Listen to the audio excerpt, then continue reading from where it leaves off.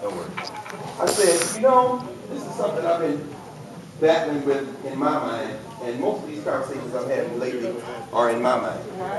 So you can imagine I never get tired of talking to myself. So I hope y'all don't mind for the next 9 minutes and 30 seconds of me doing it in public. But this question of regimes of truth is something that comes up over and over again. I think this idea of, they said that the idea that what are the admissible and possible knowledges that we're dealing with as African people?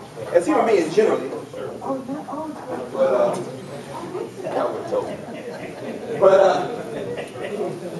Dr. Carruthers used to always talk about the question of intellectual warfare. And at some moment, whenever we were together, he would always give us his sense of where we were in terms of the intellectual war. Of course, we have to say my this is the year actually after about ASCAC passed when we had a number of students from Howard join with members of the Haiti family, and Zinga is, I left my pointer in my bag, but that's all right because I can walk, y'all can't really see her. She was so thrilled because this is just the women that went. Most of those are young college students. Females, and they all adopted her and she adopted them. So these are some of the queens in training that she was able to recruit. Go to the next one. You know that spirit continues. Go to the next one. I'm not going to smart power, basically, this is a concept that I've talked about before that Joseph Nye writes about the fact that hard power is something, bullets, missiles, bombs, this kind of thing, but soft power is really the power to persuade. With the idea that you must set clear and natural objectives. You must understand the resources available within dynamic circumstances, and certainly we find ourselves in dynamic circumstances as African people. The question of Occupy Wall Street and all this kind of, nominal posturing towards some kind of class war in the United States that we know is not going to happen, even as the Chinese sit back and count their Renabi and wait until the whole thing collapses so they can get everything on the cheap. We understand that these dynamic circumstances require black people to begin to think differently. As we're thinking differently, we have to understand that some of the things that we want to do, we might not even be able to think our way into because of these admissible and possible truths. Thank you. So, of course, these should be recognizable. These are Baba J's, Dr. Carruthers' categories of intellectual warfare. These are the categories that he convened in his seminal text, Intellectual Warfare, that he states is his attempts to set down the paper over the course of really a generation, the conversations that had come out of the Chicago movement. So the nature of the war, the defenders of Western civilization, intellectual civil war, the Negroes who we got to check for ourselves, the champions of African Center thought and founded proposals for the victory campaign. Next, please. Thank you. So this is really where I won't be able to spend any time tonight, but I'm writing about this, and in fact, to keep your job, they tell you at the Negro College and other places that you're supposed to write. So about 2 weeks ago, I sent actually an article to the PMLA, the Journal of the Modern Language Association, which deals with this question of the ethnic archive. My basic thesis was ethnic is a ridiculous term, and it's all oriented toward white supremacy, and what you're calling the ethnic archive is really probably the archive of human memory. And to use that, to make that point, I used Ayikwe Armah and Ngugi wa Thiong'o. Ayikwe Armah's basic thesis in his book, The Eloquence of the Scribes, which talks about the fact that we are indeed an inscribing people, and the written word is only one way that we have inscribed memory, and we should re-access our memory of that process in order to link ourselves to our memory and free ourselves. And, of course, Ngugi wa Thiong'o in Something Torn and New, who makes the point in 2009 that this process of translation and recovery is really the pathway by which we will be able to link ourselves. We must master language. And of course, you just saw one of the masters of language demonstrate the reason why we must do that. Because in that process of translation, we do indeed recover ourselves. But that puts the translator at the center of the process. And what we haven't done a whole lot of is be very self-reflective on who we are as translators. And often, the interpreters, there's a difference between a translator and an interpreter in one sense. I mean, we're talking about now translation in the sense that ASCAC has promoted it, but we're not talking about what I'm starting to call now intellectual show and tell. Folks say, oh, look at this. Say, wow, that's not a translator, that's a presenter, a kind of re-presenter. And sometimes the conflation of those two things can circumscribe, can kind of limit the way we even think about the possibilities. Now, before I lose anybody, because I'm clear about what I'm talking about, and I don't want anybody to get too far off. This is actually This is actually a quote from a book by Cedric Robinson entitled Forgeries of Memory and Meaning, Blacks and the Regimes of Race in American Theater and Film Before World War II. This is really where I have spent the long part of what I'm going to talk about, or what I thought I was going to talk about, but I will mention this, because this becomes the context out of which we think about freedom often. Robinson writes in materialist terms. In other words, in terms that aren't dealing with spirituality, aren't dealing with the notion of a holistic concept, the ontological piece that you evoke, the nature of being, what do we mean, how do we know what we know, and how does spirit move? In materialist terms, the simplest rendering is that the commercial nexus, in other words, the collision, the kind of crossroads, the centrifuge out of which our experiences kind of emerge. The commercial nexus of the African slave trade and the political apparatus of colonialism. Those two things that shape us. John Carr said, start the history of slavery, everything since then looks like progress. But so often, our conversations start with the idea that we're coming out of oppression. These two pieces. The economies of securing and controlling African bodies. Not just the prison-industrial complex, but even the implications of how we look at how we move through the world and how our bodies are literally marked by our class status.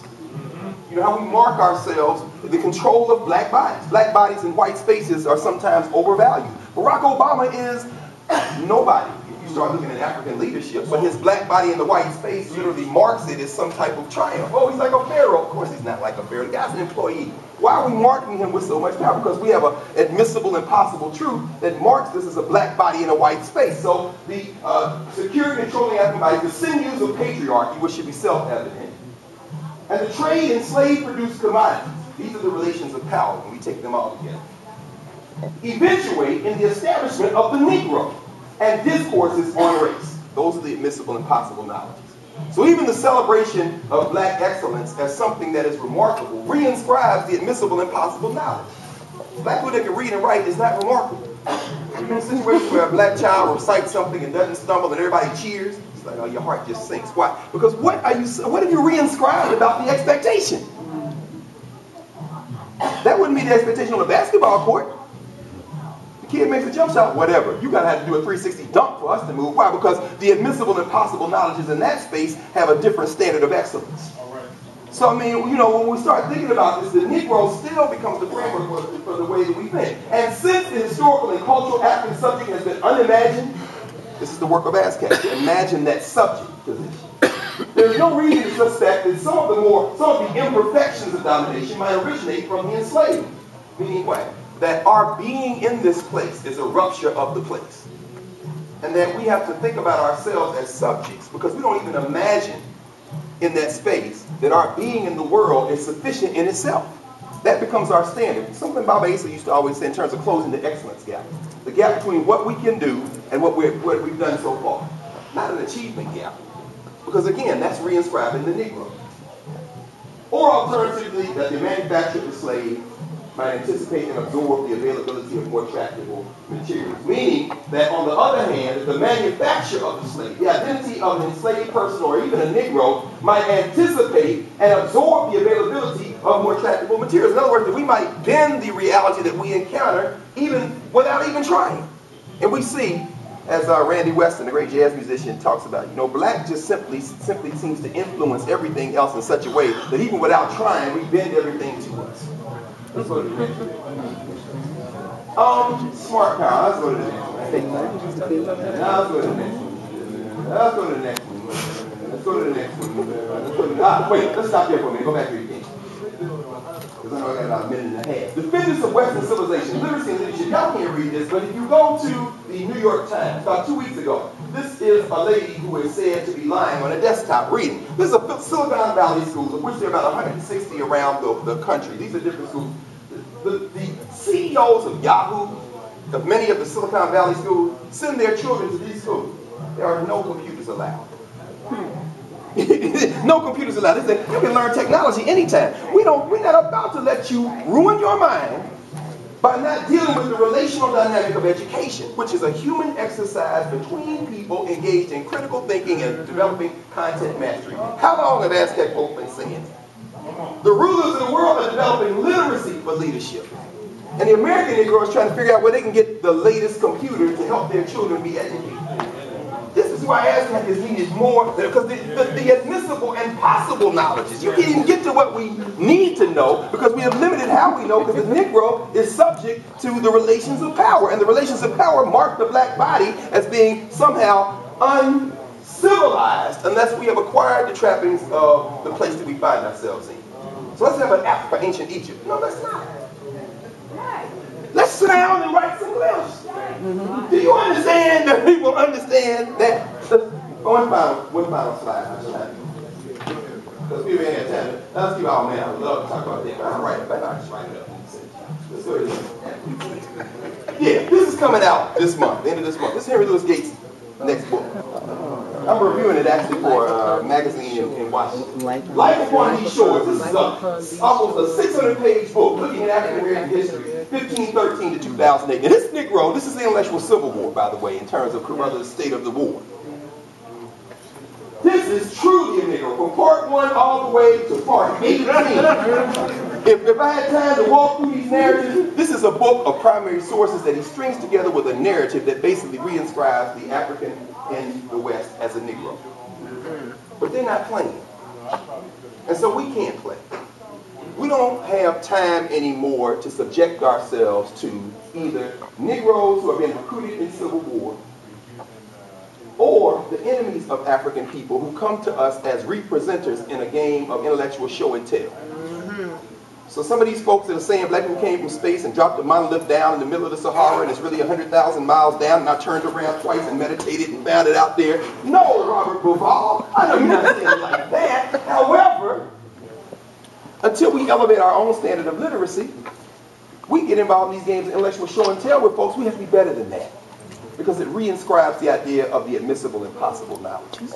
And the admissible and possible knowledges of the Negro are ones that, whatever the case, will always defer to whiteness if it gets anywhere close to what we're talking about. So in other words, if I were a white dude saying this, there may be somebody in here who might feel the urge to get up and give me a standing ovation at the end, not having understood a word I said, but because it sounded like what we're saying, the inscription of a white body in a black space, a black national space, means we have found an ally. And I will end by reminding us of what Jacob Carruthers always reminded us of.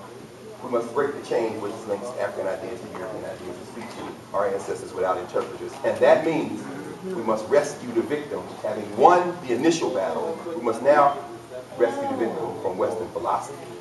And Western philosophy is, in fact, the demon that we must now defeat, because that's the one so deeply in our minds that even with no white people around, we reinscribe ourselves. I'm going to stop there.